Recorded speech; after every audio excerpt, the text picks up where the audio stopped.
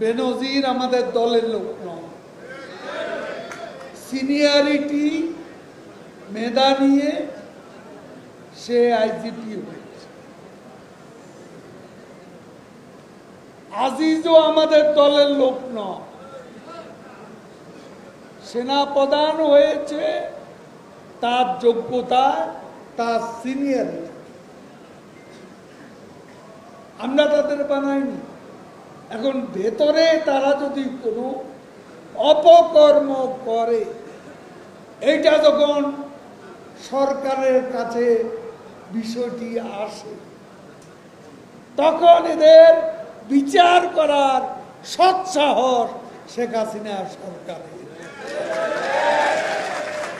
আপনাদের সময় কেউ শাস্তি পায়নি। আপনাদের দলের নেতা নিজেই দুর্নীতিবাজ।